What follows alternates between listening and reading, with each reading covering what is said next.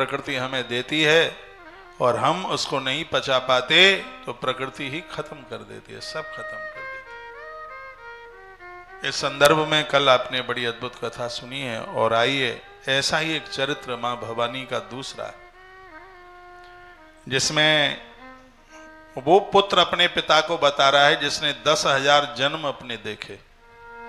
वो कहता है, पिताजी प्राग बभूव महावीर सत्नाम पार्थिव ततो सिंहस्य यज्ञेषु सोमवाप्या पुरंदर। मैंने एक अपना ऐसा भी जीवन देखा है, और मैंने वो कथा संत महापुरुषों के मुंह से पिताजी सुनी है। जैसे आप कार्तिवीर की कथा सुन रहे थे, और एक ऐसा ही बड़ा अद्भुत राजकुमार हुआ, काल भी उसका सामना करने में समर्थ नहीं था। मैंने बड़े बड़े वीर योद्धा देखे, लेकिन ऐसा योद्धा धरती पर पैदा हुआ। पिताजी माई की बहुत बड़ी कृपा थी उसके ऊपर। ये कथा सुनकर आनंद आ जाएगा, आप कहेंगे महाराज धन्यवाद इतनी बढ़िया कथा के लिए। आज की कथा छोड़ना नहीं हो, वैसे भी स्कंद माता का दिन है। आज की कथा आपके पुत्रों को समर्पित होगी, उनको लगेगी, उनका आयुष बढ़ेगा, उनका धन बढ़ेगा, उनकी तरक्की बढ़ेगी। क्योंकि माता जी के नवरात्रा का 5वां दिन, जैसे चौथा दिन बेटियों के लिए, चौथा दिन विवाहित नारी के लिए होता है, तीसरा दिन कुंवारी कन्याओं के लिए होता है, विशेष रूप से जिन बेटियों की विवाह में अवरोधकता आ रही है, शादी में दिक्कत आ रही है, उनके लिए तीसरा दिन है। लेकिन ये 5वां दिन है पुत्रवान माताओं के लिए, जिससे उनके बच्चों के संकट टल जाते हैं। आज का पूरा पूजा पाठ अपने बच्चों को समर्पित कर दो, और आज की पूरी कथा सुन लो। बुद्धि विक्रम लावण्य ही गुरु शुक्रा सुनायम समान वयो बुद्धि सत्य विक्रम चिष्टतौ। पुत्र कहता है, पिताजी पूर्व काल में महावीरवान एक बहुत बड़े राजा हुए थे, जिनका नाम था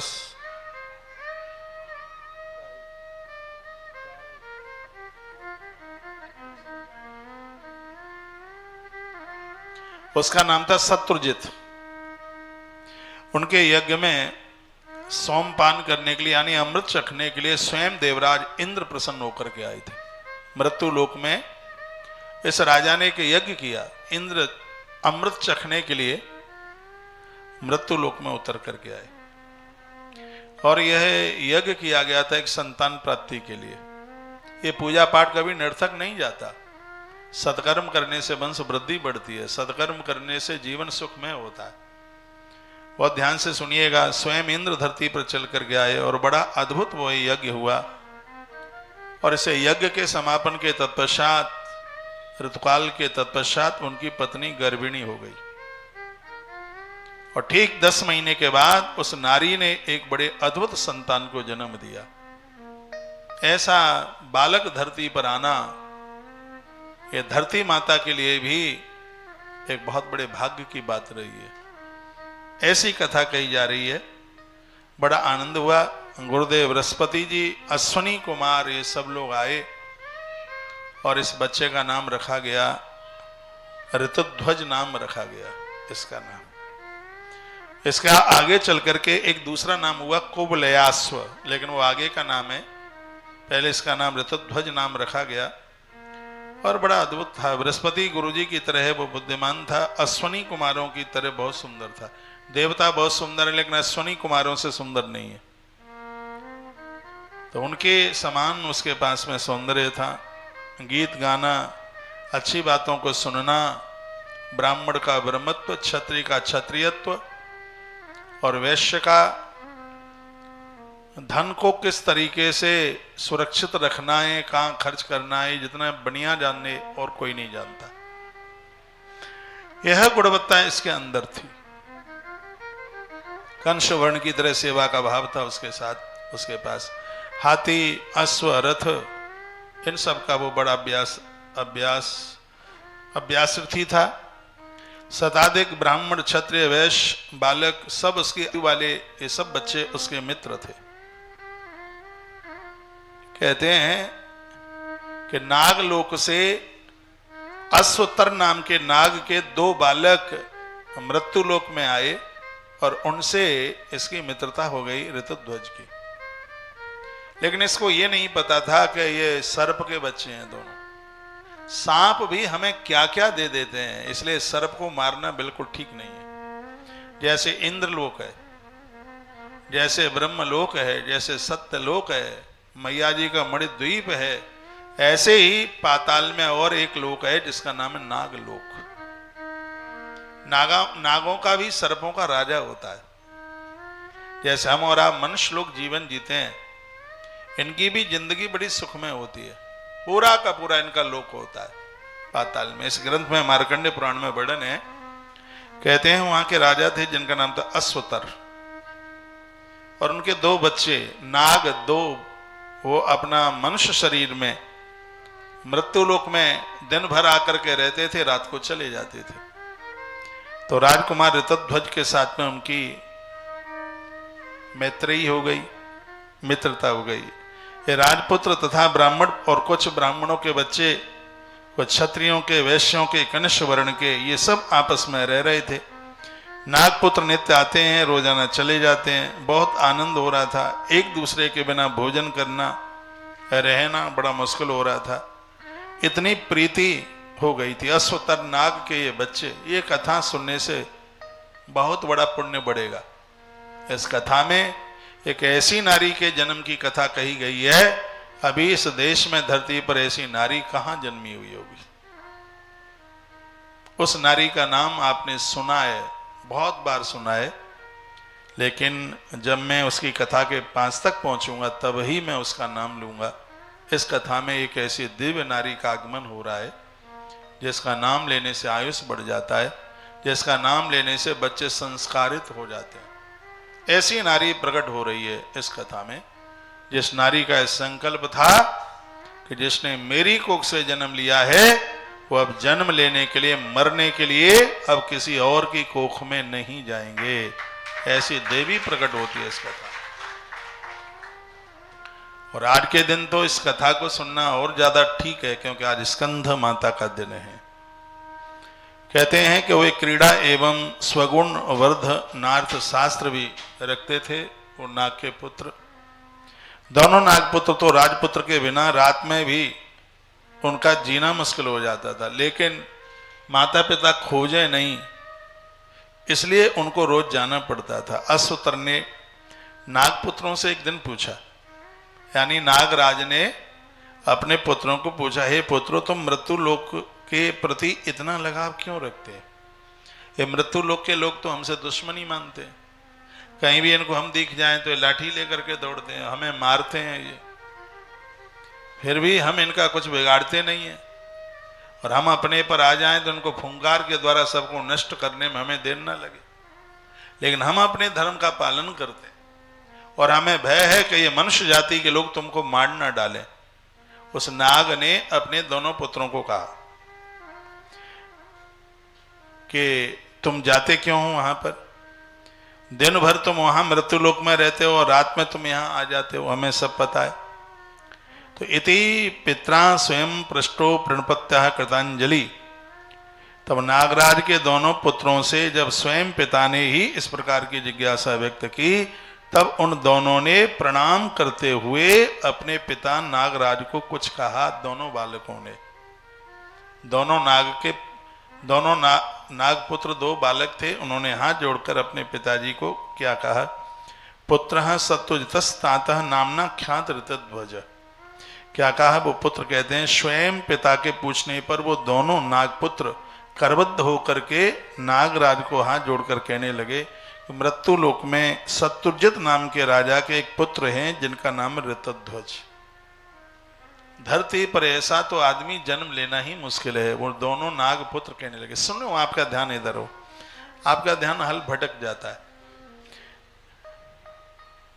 मेरे लिए घोड़े और हाथियों को कब्जे में करना बहुत सरल है, लेकिन आपके मन को कब्जे में करना बहुत कठिन है। थोड़ा सा भी ढील हुई कि आपके मन को यहां से भागने में बिल्कुल देर नहीं लगती। इधर देखिए, इसलिए बार बार मुझे सावधान करना पड़ता है आपको। तो वो नाग कहने लगे कि मृत्युध्वज, वो ऋतुध्वज नाम का राजकुमार, पिताजी ऐसा राजकुमार इन आंखों ने हमने तो नहीं देखा, पर देखा तुमने भी नहीं होगा। वह स्वरूप में सूर, मानी, प्रिय भक्ता, प्रसिद्ध, यशस्वी, बाग्मी, जिसको वाणी कंठ, विद्वान, मित्रता के गुणों की वो खान है। मित्र तो बहुतों के हुए होंगे, लेकिन पिताजी जो हमारा मित्र है ऋतध्वज, ऐसा मित्र नहीं मिलेगा। वह मानी लोगों का मान करता है, उसके यहाँ कभी किसी का अपमान नहीं होता। बुद्धि, लज्जा, विनय भूषित है। उसके इस व्यवहार से हमारा मन उसकी ओर आकर्षित हो रहा है। आपके भय से हम आते हैं, लेकिन वहां से आने का मन नहीं होता हमारा। जिससे नाग भी मित्रता कर लें भैया, वो आदमी कितना बेजोड़ होगा। कहते हैं कि इस राजकुमार की कथा सुनने से घोर कंगाली समाप्त हो जाती है, व्यापार चल जाते हैं। नवरात्रा में तो किसी वरदान से कम नहीं है ये कथा, राजकुमार ऋतध्वज की कथा, जो कि मार्कंडेय जी महाराज ने इस कथा को गाया है, उन्होंने लिखा है, वो हम और आप सुन रहे। नाग लोकिन लोकेवा नरतिम बिंदते पिता तद्व योगेन नऊ ताता निशाम पाताल शीतला। हम नागलोक, धुल्लोक अथवा कहीं भी प्रसन्न नहीं है हे पिता। उससे अलग होते ही पाताल की शीतमयी रात भी हमें तप्त करती है, हमें गर्मी देती है। हम यहाँ मुश्किल से रह रहे हैं, हमें अच्छा नहीं लगता नागलोक में। उससे युक्त रहने पर हमें तो दिन का पता ही नहीं लगता कि दिन निकल कब जाता। उस ऋतध्वज के साथ रहने पर दिन रात कब निकल जाते हैं पता ही नहीं लगता। तो पिता ने कहा पुत्र पुण्यवतो धन्य स ऐस्वेवं भवद्वदई। पिता ने कहा वह व्यक्ति तो बड़ा धन्य है कि नाग जिसकी बड़ाई कर रहे हैं, नहीं तो हम सर्प जाति के लोग सबकी बड़ाई करते ही कहाँ ऐसे। पुत्र पुण्यवतो धन्य स ऐस्वेवं भवद्वदई। तो सर्पराज ने कहा वह पुण्यात्मा पुत्र धन्य है, तुम जैसे गुणवान भी उसकी पीठ के पीछे। ये नागराज कहता वो आदमी इतना बढ़िया है जिसकी बड़ाई प्रशंसा उसके अपने लोग और उसकी पीठ के पीछे करे। नहीं तो मुंह के ऊपर तो दुनिया बड़ाई कर देती है, पीठ के पीछे बड़ाई करना ये तो उस व्यक्ति की गुणवत्ता है, और अपने लोग पीठ के पीछे बड़ाई करें ये तो बहुत बड़ी बात है। लिखा है परोक्षापि गुण भी क्रियते गुण कीर्तना, यानी परोक्षापि पीछे से जिसकी बड़ाई हो रही है वो भी सर्प जाति के लोग कर रहे हैं, जबकि नाना शास्त्रज्ञ विद्वान भी ऐसे कुस्वभाव वाले कहते हैं कि कितना भी बड़े से बड़ा विद्वान धनी व्यक्ति हो, पीठ के पीछे उसकी भी बुराई होती है। लेकिन वो ऋतध्वज जिसकी बड़ाई पीठ के पीछे हो रही है। अनेक मूर्ख भी कहते हैं कि सुशील मिल जाते हैं। शास्त्रशीले समम मन्ये यस्मिन धन्यतरम तो तत् यस मित्र गुणान मित्रान मित्रांश पराक्रम। परंतु वह तो शास्त्रज्ञ तथा सुशील दोनों है। क्या कहा गया कि मूर्ख सुशील मिल जाते हैं लेकिन मूर्ख विद्वान नहीं मिलते। हाँ, लेकिन वो विद्वान होकर के सुशील है, ये बहुत बड़ी बात है। क्या कहा कि जो विद्वान है थोड़ा सा कुछ आ जाए तो घमंडी हो जाते हैं। कहा जाता है वो विद्वान भी है और सुशील भी है। नाक कह रहा है अपने बच्चों से, विद्वान भी है और सुशील भी है, ये दोनों चीजें हैं। तो ऐसे व्यक्ति से कभी मित्रता तोड़नी नहीं चाहिए। नागराज ने कहा मित्र वही होना चाहिए, विद्वान भी हो और सुशील भी हो, दोनों चीजें। यस मित्र गुणान मित्रान मित्रांश पराक्रमम। कहते हैं कथयंती सदा सत्सु पुत्र वास्तेन वही पिता। क्या उस उपकारी हेतु तुमने कुछ विचार किया उसके लिए? पिता ने कहा कि जिसको अपना मित्र बनाया जाता उससे लिया नहीं जाता, उसे दिया जाता। ये नाग राज बोले। ये जितने भी लोगों ने मित्र बनाए वो सुन लो। उसने क्या कहा, तुम्हारा यदि मित्र है तो मित्र से बेटा लिया नहीं जाता, मित्र को दिया जाता है। तो क्या तुमने अभी तक अपने मित्र को कुछ देने के लिए तुमने कुछ सोचा है क्या? क्या उसका मन संतुष्ट करने हेतु तुमने कुछ उसको देने के लिए कुछ सोचा है क्या?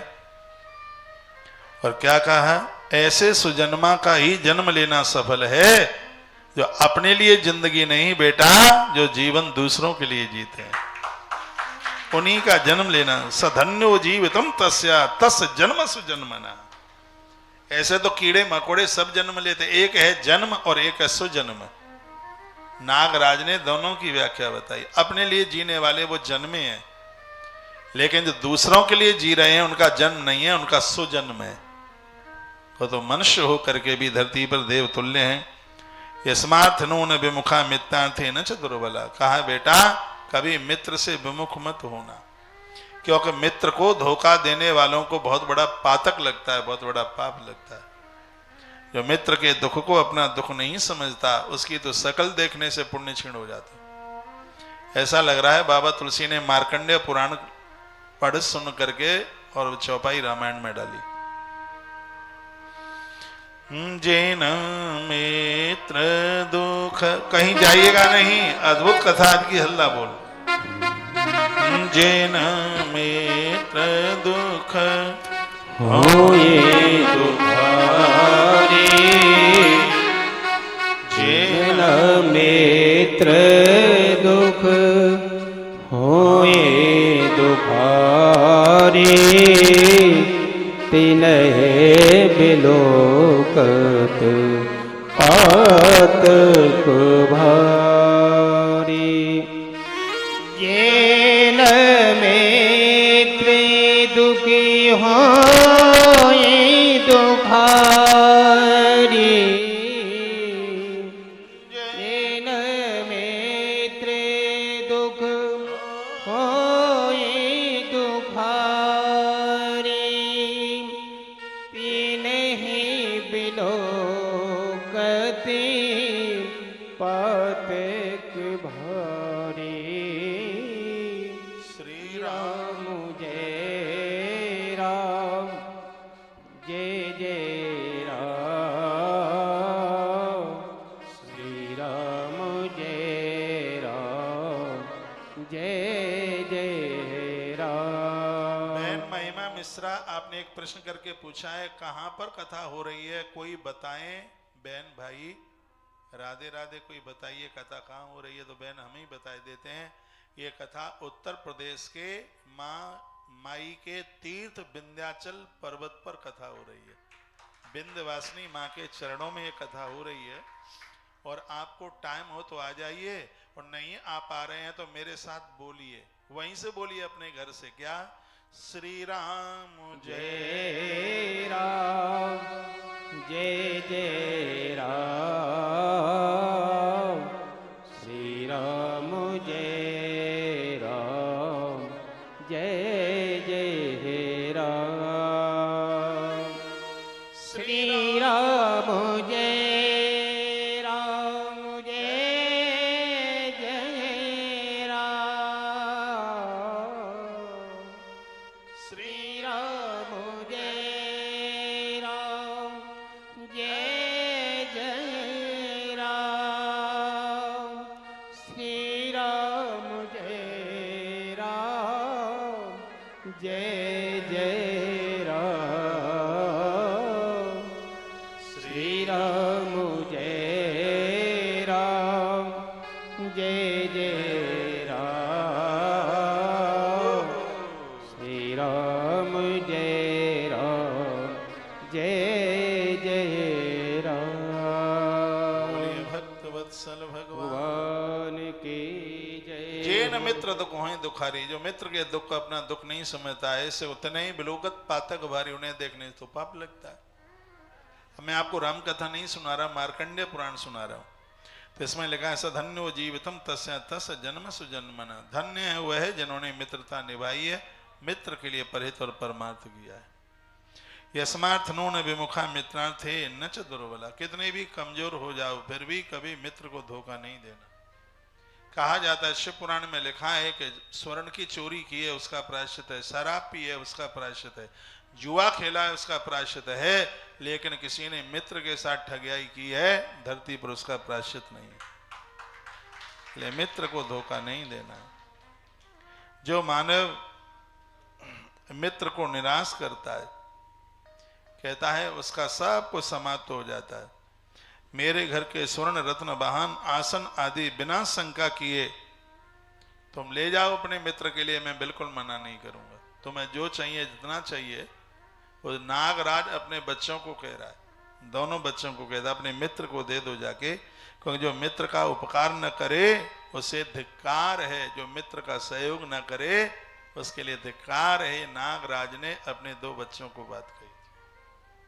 नागराज के दोनों ये सर्प अर्धध्वज के मित्र थे, तो कह दिया जो भी चाहिए, जितना चाहिए ले जाइए। प्रतिरूप कुर्वन्यो जीवान मितम गच्छति उपकारम सुहृदक बेसा उपकारम च शत्रु। कथा भले ही सर्पों की चल रही है, लेकिन संदेश हमारे और आपके लिए, बने सो देना, लेकिन मित्र से कभी मांगने की आकांक्षा मत कीजिए।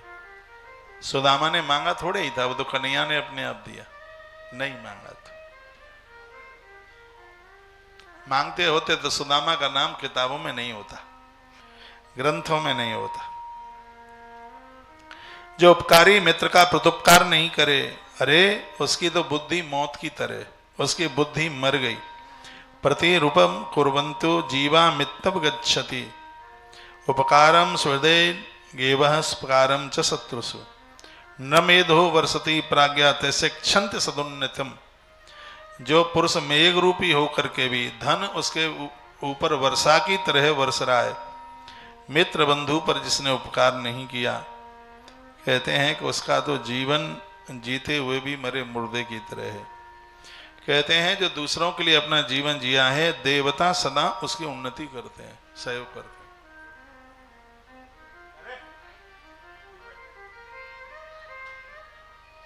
देवता लिखा है, स्पष्ट वर्णन है, निर्मदेव वर्षदे प्राज्ञा तयोक्षंति सदोन्नतिम। देवता उसकी उन्नति करते। कहते हैं मित्र के बिना सुख नहीं है। एक मित्रता स्वार्थ के लिए नहीं होती है, मित्रता में स्वार्थ नहीं होना चाहिए। तो उन पुत्रों ने अपने पिता को क्या कहा, हे पिताजी, जिससे याचक गण सभी प्रकार से इच्छित पदार्थों द्वारा निरंतर तृप्त होते हैं, उस कृतकृत राजपुत्र का उपकार करने में हमारी क्या शक्ति है। उनके पास जो विभिन्न प्रकार के रत्न हैं वह हमारे पाताल में कहीं नहीं दिखते। वे सब रत्न वाहन आसन यान ऊपर उड़ने वाले, नीचे तैरने वाले, रेंगने वाले भूषण वस्त्र जो उनके पास हैं, हमारे पाताल में वह किसी के पास नहीं, हमारे नागलोक में वो किसी के पास नहीं है। उनके जैसा विज्ञान अन्यत्र कहीं भी नहीं देखने को मिलता है। तात वह प्राग पुरुषों के संदेहों को दूर करने वाला एक श्रेष्ठतम महापुरुष है।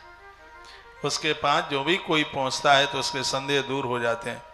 उसका एक कार्य अवश्य है, किंतु हम समझते हैं कि हमारी तो बात क्या है, शायद देवता भी उस काम को न कर पाए। और ये कहते हुए दोनों नाग रो पड़े, कहने लगे हम अपने उस मित्र का वह उपकार कैसे करेंगे जिसको करने में हमें लगता है देवता भी सक्षम ना हो। सब चीज है मैं हमारे मित्र के पास, लेकिन एक चीज उनकी खत्म हो गई है। हम सोचते हैं कि उसको पूरा कर दें, हमारी तो औकात क्या है, शायद देवता भी उसको पूरा ना कर पाए। तो पिता ने क्या कहा, सुनो कथा सुनिए। तथापि श्रुतमिच्छामि तस्य यत् कार्यमुत्तमम्। पिता कहता है कि उसका उत्तम काम क्या है, मैं सोचूंगा उसको करने के लिए। वत्स कहो भले वह कार्य असाध्य क्यों ना हो। बेटा दुनिया में ऐसा कोई काम नहीं है जिसको इंसान न कर सके, ये नागराज ने कहा। ये लिखने लायक बात है। बस कोई ठान ले, असाध्य अथवा साध्यम किम चा साध्यम विपश्यता। ऐसा कौन सा कार्य है जिसने उद्यमी, जिसको करने वाला ना कर सके। वह देवत्व, इंद्रत्व तथा पूज्य भाव भी प्रदान कर देता है। वो इंद्र की तरह पूज जाता है, परमात्मा की तरह कंठ में मालाएं दुनिया पहनाती है। व्यक्ति बस कर्मठ होना चाहिए। दृढ़ अध्यवसाय करने वाले मनोवांछित वस्तु को बिल्कुल प्राप्त करते हैं। जो नहीं भी प्राप्त होने वाली हैं, यदि कोई लग्न लगा करके खड़ा हो जाए तो वह उसे ऐसे प्राप्त कर लेता है जैसे छोटी सी चींटी नमक की डिलिया लेकर के कई बार चढ़ती है। दीवाल के ऊपर स्पष्ट लिखा है, सनई सनई वो चढ़ती है, गिर जाती है और आखिर में वो चढ़ ही जाती है। लिखा उद्धतानाम मनुष्याणाम हित चित्तेन्द्रियात्मनाम योजनानाम सहस्राणी याति गच्छन पिपीलिका। पिपीलिका नाम चींटी को कहते हैं, संस्कृत का शब्द है। चींटी बार बार चढ़ती है, गिर जाती है, फिर भी वो सहस्र योजन पार कर जाती है। लेकिन यदि पंछीराज गरुण उद्यम न करें, आलसी बन के पड़े रहे, तो वो एक कदम भी आगे नहीं चल सकते। एक आ गया, कहते हैं अगछन्न बैनते, बैनते नाम गरुण का है। अगछन्न बैनतेओपि पद एकम न गच्छति। यदि गरुण भी आलस्य में पड़े रहे तो एक कदम आगे नहीं चल सकते, जो कि गरुण से उड़ने वाला आकाश में ज्यादा कोई नहीं है। यदि वो भी आलस्य प्रमाण में पड़े रहेंगे तो उनके पांव संग छोड़ देंगे, वो चल नहीं पाएंगे। एक कदम भी, लिखा है पदमेकम न गच्छति, एक कदम भी नहीं चल पाएंगे। इसलिए बेटा व्यक्ति को कर्मठ होना चाहिए, आलसी नहीं, प्रमादी नहीं। आलसी और प्रमादियों का कोई जीवन नहीं है, वो फेल हो जाते हैं अपने जीवन में। और जिन्होंने चलना सीखा है वो अपनी मंजिल को तय कर लेते हैं, उन्हें एक बार मंजिल मिल ही जाती है, तो अपने गंतव्य स्थान में वो पहुंच ही जाते हैं। कथा कितना संदेश दे रही है। ये नहीं ये काम किया, सफल नहीं हुए तो छोड़ दिया, करते रहिए, करते रहिए, सफलता मिलेगी। उसको भाव से कीजिए, उसको उत्साह से कीजिए, उसमें बिल्कुल सफलता मिल जाएगी। यह बताओ राजपुत्र, तुम्हारे मित्र का क्या कार्य है जिसको तुम कह रहे हो देवता भी नहीं कर सकते? तो मित्र ऋण से उत्तीर्ण हो जाओगे, हमें बताओ तो सही। उन पुत्रों ने क्या कहा सुनिए। तेना ख्यात मिदम ताता पूर्व वृत्तम महात्मना कौमार के यथा तस्य व्रतम सद्व्रत शालिना। यही कथा वो पंछी यहीं सुना रहे हैं, इसी विंध्याचल पर। और इसी कथा को वो बालक अपने पिता को सुना रहा है जिसने 10,000 जन्म अपने देखे, वो सुना रहा है। और इसी कथा को अब नागराज के 2 बच्चे अपने पिता नागराज को कथा सुना रहे हैं, और वही कथा ये दास आपको सुना रहा है। अब नाग के पुत्रों ने कथा सुनाई, क्या कहा? तेना ख्यातमिदं तात पूर्व व्रतम महात्मना कौमार के यथा तस्य व्रतम सद्व्रतशालिना तस् शत्रुजितम तात पूर्वम कच्चित दुजोत्तम। पुत्रों ने कहा कि उन महात्मा ने अपना पूर्ण वृतांत सुना दिया। कहा उनके साथ कुमार अवस्था से जो जो हम रहे, जो सब घटित हुआ, सब सुना दिया। कहा शत्रुजित बड़ा उत्तम विप्र, एक दिन वह मालव नामक बुद्धिमान विप्र एक उत्तम अश्व लेकर उनके आश्रम में आया।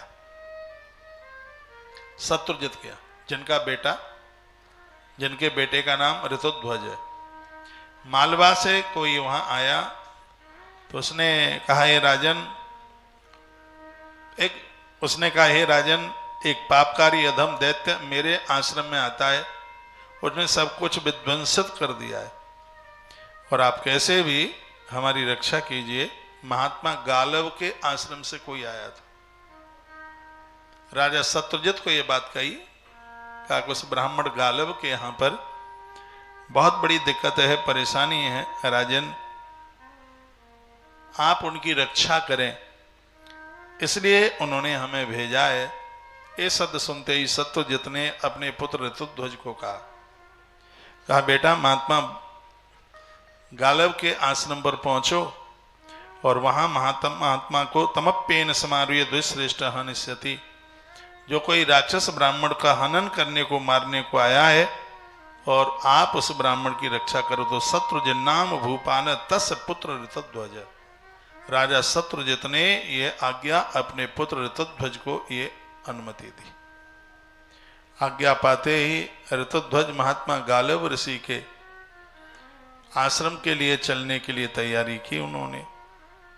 अब आइए, गालवेन समम गत्वा निपपुत्रेण तेन यत् कृतं तत्कथितां पुत्र विचित्रा याद योधुना।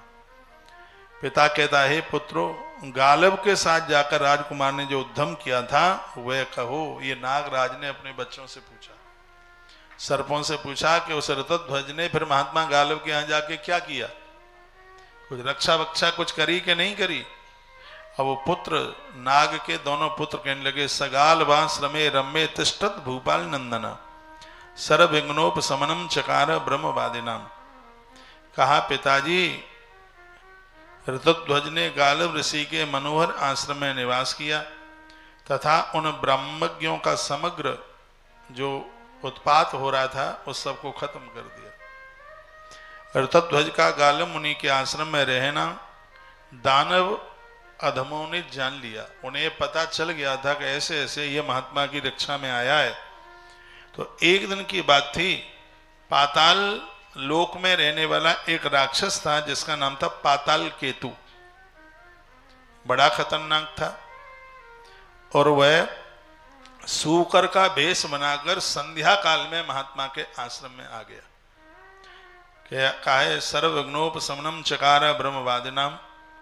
ऋतध्वज खूब आराम से सेवा कर रहे थे, लेकिन एक दिन की बात ही, ततस्तम गालवम विप्रा संध्या उपासना तत्परम।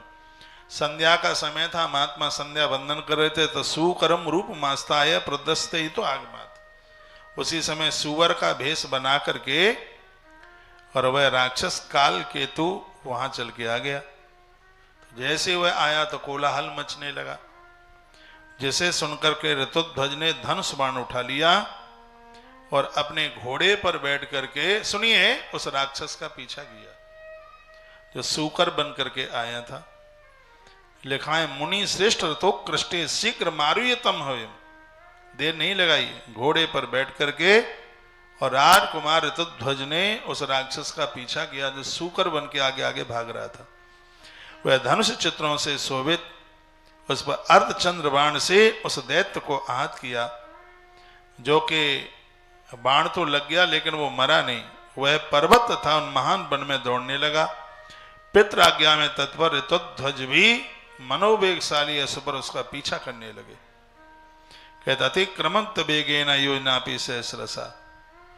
कहते हैं कि उस अंधकार में सूकर को राजपुत्र दिखाई नहीं दिया था, तब वे प्रकाशित लिखा गया है, एकदम सूकर एक गड्ढे में जाकर के गिरा। सामने गर्त दिखाई दिया और गड्ढा भी कितना लंबा था, 1000 योजन। एक योजन में 4 कोस होते हैं, 4000 कोस की गहराई में उस गड्ढे में जैसे ही वो सूकर गिरा तो घोड़े सहित राजकुमार ऋतध्वज भी उसी में कूद पड़े। तो अंदर यात्रा करते करते राजपुत्र सीधे पाताल लोक में चले गए। वो तो पाताल केतु नाम का राक्षस था, उन्हें ले गया पाताल लोक में। तभी राजपुत्र ने शताधिक महलों के परकोटे से सुसज्जित एक पुरी को वहां देखा जो देवराज इंद्र की अमरावती की तरह थी। मृत्यु लोक में ऐसे कांचनी भवन ही नहीं गई। घोड़े पर बैठा हुआ राजकुमार और उसने उस पुरी को देखा। कहते हैं कि उस पुरी में उनको एक भी मनुष्य कहीं दिखाई नहीं दिया। बहुत सुंदर कथा है, माता रानी को प्रसन्न कर देने वाली कथा, और आप अपने जीवन काल में हो शायद पहली बार सुन रहे हो, क्योंकि सनातन धर्म के ग्रंथ इतने हैं। लोकमान बाल गंगाधर तिलक ने कहा कि हम सनातनियों पर इतने ग्रंथ हैं, ऊपर उड़ने वाले वायुयानों की लोडिंग की जाए, नीचे रेंगने वाले मोटर यानों की लोडिंग की जाए, और पानी में तैरने वाले जलयान की लोडिंग की जाए। कहा ये साधन कम पड़ जाएंगे, फिर भी लोडिंग होने से हमारे ग्रंथ बचे जाएंगे। इतना ग्रंथ है हमारे पास, और हर ग्रंथ में मानवीय जीवन के मूल्यांकनों का वर्णन किया है। हमें अच्छी जिंदगी जीने के लिए एक श्रेष्ठ बातों का वर्णन किया है, इतने ग्रंथ है। तो श्री मार्कंडेय पुराण देखो, काफी भक्त लिख भी रहे हैं कि ये कथा तो हम पहली बार सुन रहे। आप ही नहीं, इनमें बहुत लोग पहली बार ये कथा सुन रहे हैं। कथा पहली बार सुन रहे हैं तो दक्षिणा चुका दो। हाँ, पहली बार सुन रहे हैं। यूट्यूब वाले बहन भाइयों, दक्षिणा यही है, आप अपने मोबाइल से वीडियो को फटाफट आगे शेयर कर दो। चाहे इंस्टाग्राम पर आप देख रहे हैं, चाहे फेसबुक पर, चाहे आप यूट्यूब चैनल पर, तो ये कथा बहुत आनंद कर देगी और भी लोगों को सौभाग्य मिल जाएगा इस कथा का।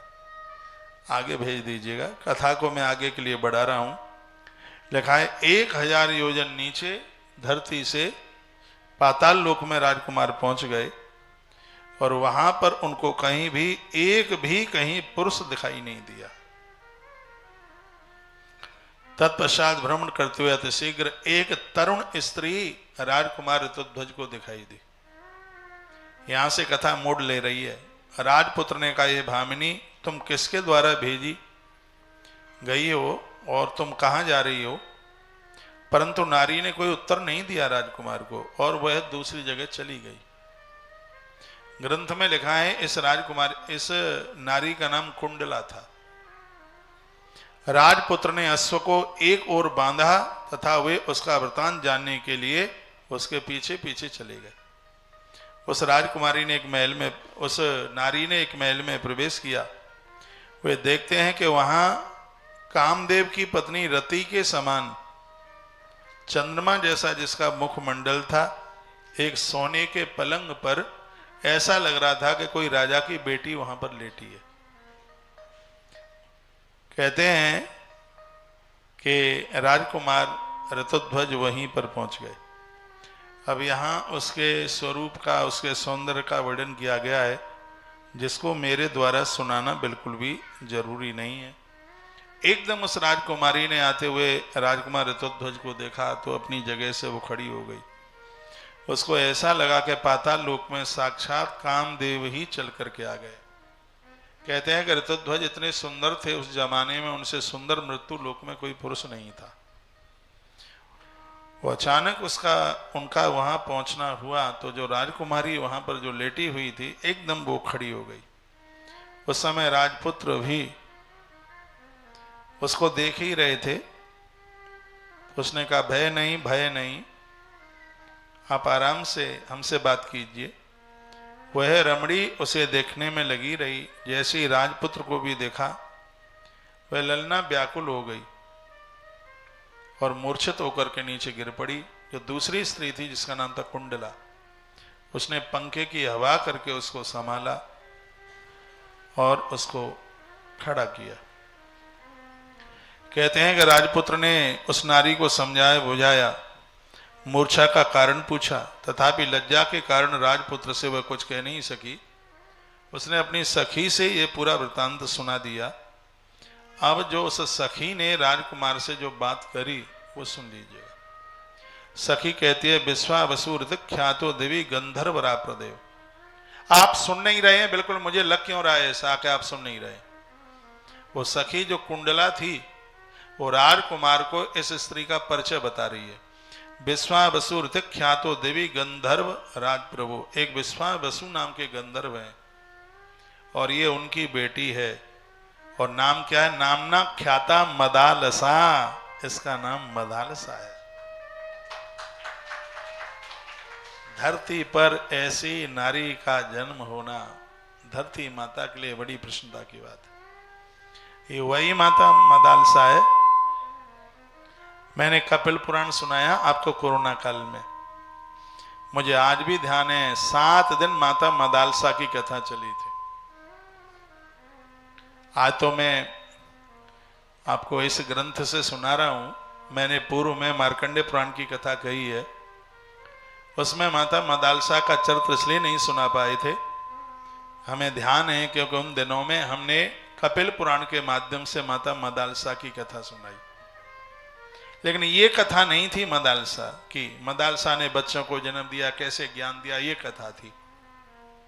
लेकिन मदालसा के जीवन में जो घटनाएं घटी हैं, पेड़ भी रो पड़े, इतना कष्ट उसने पाया। वो आप सुन रहे। माता भगवती की परम भक्तानी थी मदालसा। मां दुर्गा से ऐसे बात होती थी जैसे हम और आप बात कर रहे हैं। माई के भक्तों ने तो अद्भुत इतिहास रचा है, कोई भी रहा हो।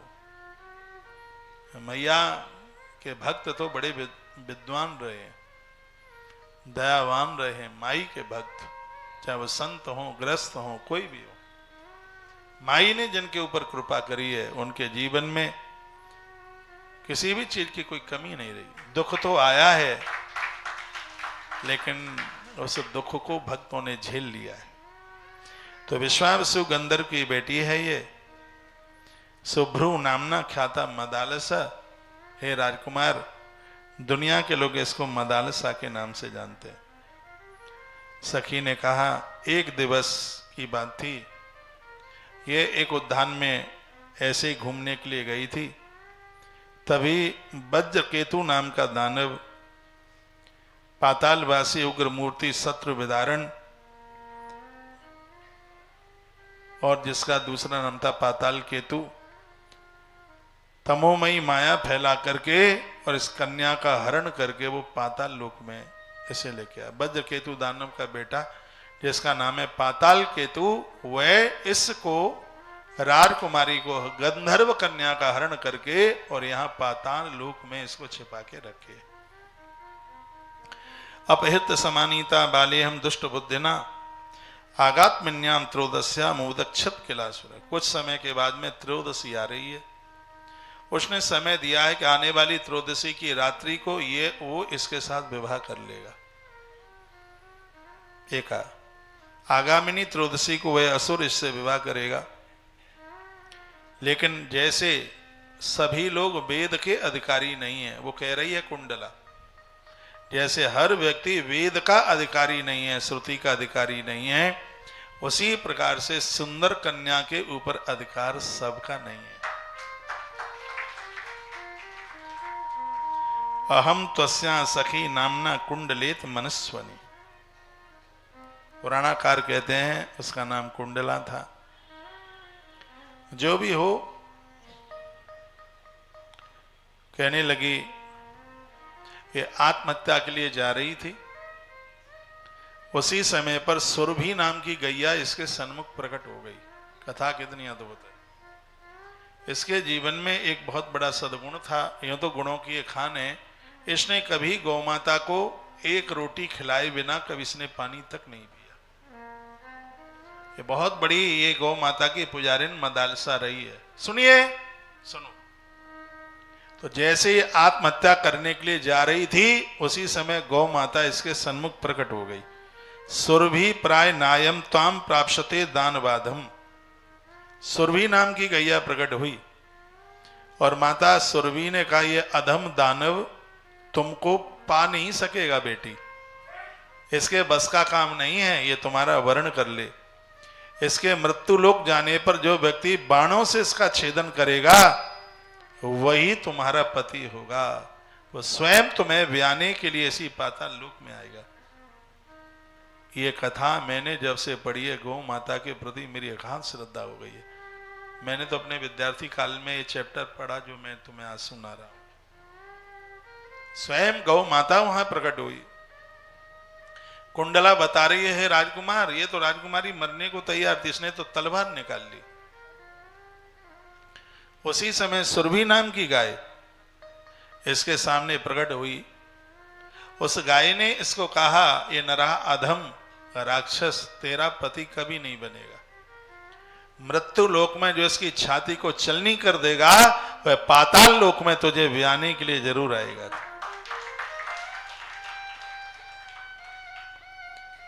इसके मृत्यु लोक में जाने पर जिसके हाथों से इसकी मृत्यु होगी, उसके हाथों से ये मरेगा, तो चिंता न कर। हे राजकुमार, मैं इसकी सखी हूं और मेरा नाम कुंडला है। उसने कह दिया, अहम त्वस्या सखी नामना कुंडलेत मनस्वनी। एक बात हम आपको नहीं पूछ पाए हैं, क्या हमारी लैंग्वेज भाषा आपकी समझ में आ रही है? कथा इस समय मृत्यु लोक से पाताल लोक में पहुंच गई है। माता मदालसा, जिसने अपने बच्चों को कहा था शुद्धोसी निरंजनोसी बुद्धोसी, जिन बच्चों ने मेरे गर्भ से जन्म लिया है वो जन्म लेने और मरने के लिए अब किसी के गर्भ में नहीं जाएंगे, ये उसी माता मदालसा की कथा आरंभ हो रही है। राजकुमार ऋतुध्वज खड़े खड़े सुन रहे थे। सुता विंधब तप पत्नी वीर पुष्कर मालिनी हते भरतार सुम्भेना तीर्था तीर्थ मनुव्रता। मैं विंध्यवान की कन्या हूं, कुंडला कहने लगी, तथा पुष्कर माली की मैं पत्नी हूं। मेरे स्वामी शुंभ द्वारा नियत हो गए हैं, पर लोकार्थ उद्दत होकर मैं दिव्य गति द्वारा तीर्थ तीर्थ में भ्रमण करती हूं। दुष्टात्मा पाताल केतु ने आज सुअर का देह धारण करके मुनियों की रक्षा करने हेतु कोई व्यक्ति आया तथा बाण से उसे विद्ध किया, कहीं वो तुम ही तो नहीं हो। तो सूकर बन के गया था ना महात्मा गालव के ऋषि के आश्रम में, और ऋतध्वज ने उसको मार डाला। तो ये कुंडला कह रही है, इतना बड़ा अपराधी पापी, अभी अभी हमने सुना है कि वो मृत्यु लोक गया था सूकर का भेष बना करके। तो वहां किसी ने केनाप विद्धो बाणे न मुन्नाम प्राण कारणे, वो संत को परेशान करने के लिए वो दुष्ट गया।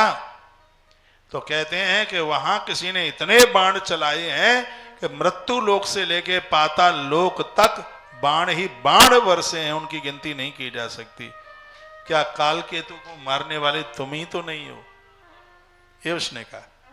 मैंने सुना था, तो बस मैं तो घूम रही थी उसको देखने के लिए। देखा कि वह दानव अधम किसी व्यक्ति से ताड़ित हुआ है, मृत्यु को प्राप्त हुआ है। जब से आपको इस बाला ने देखा है, तब से वह आपके प्रेम में पड़ गई है। आप देखने में तो देवपुत्र लगते हो, आप मनोहर वाक्य वक्ता तथा नाना प्रकार के गुणों वाले हो, आपकी सकल सूरत से लग रहा है। किंतु जिसने दानव को ताड़ित किया है वो तो आप नहीं हो सकते, क्योंकि काल केतु को आप जैसा साधारण पुरुष कैसे मान लेगा? काल केतु की तो लंबाई चौड़ाई बहुत ज्यादा, तुम तो बहुत सहज लग रहे हो। ये तो अन्य के पति, लेकिन इसके लिए कोई अन्य पति हो नहीं सकता। इसको पति वही होगा जो काल केतु को मारने वाला होगा। बात समझ में नहीं आ रही है, मैं तो मोह में पड़ गई। क्योंकि इससे तो इनको यावत स्वामी सुरभि नाम की गैया ने बताया है, और माता सुरभि की बात झूठ हो नहीं सकती। अतः से तो पूरा जीवन अब दुख ही झेलना होगा। क्या करें? यावत जीव मतो दुखम सुरभ्यान अन्यथा बचा। क्या करूं? मैं इसकी सहेली हूं। बड़ा सुंदर सा श्लोक यहाँ का आ गया है। कहा कि अपने शरीर में और सहेली के शरीर में कोई अंतर नहीं होता। वो कुंडला बोली। कहते हैं दोनों में कोई अंतर नहीं होता, और मैंने तो सौगंध खाई है कि इसका कुछ अच्छा करने के लिए मैं आई हूं। हे प्रभु, स्नेह वसात दुखित चित्त से मैं इसके पास आई, क्योंकि सखी देह तथा निज देह में कोई अंतर तो होता नहीं है। यदि यह शोभना अपने मनोनुकूल वीर पति को पाएगी, तब मैं तपस्या के लिए चली जाऊंगी। जो भी हो माँ भाग, आप कौन है? जरा आप अपना परिचय बताएंगे क्या? आप कौन है? हमने तो अपना परिचय बता दिया, अब आप बताइए कि आप हैं कौन, आपका परिचय क्या है, और यहाँ किस लिए आए हैं? क्या आप कोई देवता हैं, या आप कोई गंधर्व हैं, या कोई आप पन्नग या कोई सर्प जाति से हैं? आप कौन हैं? क्योंकि मनुष्य तो यहाँ आ नहीं सकते, और राक्षस पाताल केतु बहुत बड़ा वीर है। मनुष्य की तो यहाँ गंध तक नहीं आ सकती। मानव का शरीर ऐसा होता भी नहीं है जैसे तुम हो। अतः जैसे मैंने आपसे सभी सत्य सत्य कहा है, वैसे आप भी हमें सत्य सत्य बताइए। मदाल सा सब सुन रही थी और कुंडला वार्ता कर रही थी। अब राजकुमार ऋतध्वज का बोलने का समय आया। सुनिए क्या कहा। यन्मां प्रक्षत धर्मज्ञ कस्तम किंबा समागत। कहा, हे धर्मज्ञ देवी सुनिए, मैं राजा शत्रुजित का पुत्र हूं। हे शोभे, मेरा नाम ऋतध्वज है। मैं पिता द्वारा भेजा गया मुनि गालव की रक्षा के लिए मैं आया था। वहां मैंने एक धर्मचारी मुनियों की रक्षा के लिए अपना समय समर्पित किया। उसी समय सूकर का वेश बनाए हुए एक राक्षस वहां आकर के विघ्न करने लगा। मयास विद्धो बाणेन चंद्रार्धकार वर्षा। मैंने अर्धचंद्र बाण से उसे भेद दिया, तब वह बड़े वेग से दौड़ा। मैंने भी घोड़े पर बैठ करके उसका पीछा किया। इसी क्रम में वह एक गर्त में गड्ढे में गिरा। मैं भी अश्व के साथ उस गड्ढे में गिर गया। बाद में मैं अश्व पर बैठे बैठे अकेले भ्रमण करते करते जब प्रकाश स्थल पर आया तब आप मेरे नयन पंथ पर सामने दिखाई दी। मैं इस जगह आ गया जहां मैं खड़ा हूं। जब मैंने आपसे आपके बारे में पूछा तब आपने कोई उत्तर नहीं दिया मुझे। तब मैं तुम्हारा पीछा करता करता और मैं सुंदर महल में आ गया। यह मैंने आपसे सभी सत्य बात कही। हे सुचस्मते, मैं देवता नहीं हूं, मैं दानव नहीं हूं, मैं सर्प नहीं हूं, मैं गंधर्व और किन्नर भी नहीं हूं, मैं एकमात्र मानव हूं। और यही सच है। मनुष्योस्मि विशंकाते न कर्तव्यार्थ करियचित। इसमें तुम कोई संदेह ना करना। मैं एक मनुष्य हूं, मैं एक मानव हूं। हे कुंडले, सभी देवता मेरे पूज्य हैं और मनुष्य वही है जो स्वयं भगवान बनने की कोशिश न करे। क्या कहा ऋतुध्वज ने? कहा कि आदमी मनुष्य बनना ही बहुत बड़ा कठिन काम है। यदि कोई अपने आप को मनुष्य ही बना करके दिखा दे तो परमात्मा तो अपने आप उसे देवता बना देगा, लेकिन जो खुद में देवता बनता है कुंडला, उसका तो नाश हो जाता है। मैं देव नहीं हूं, गंधर्व नहीं हूं, किन्नर नहीं हूं, मैं पन्नग नहीं हूं, मैं तो एक नाम मात्र का मानव हूं। चलो तुम्हारी श्रेष्ठता है, तुम मुझे जो भी कुछ देखो। सभी देवता तो मेरे पूज्य हैं क्योंकि मैं मानव हूं और मानव के द्वारा देवताओं की पूजा होती है। हे कुंडला, तुम इस बारे में तनिक भी शंका न करना। मैंने तुम्हारे सामने जो बोला है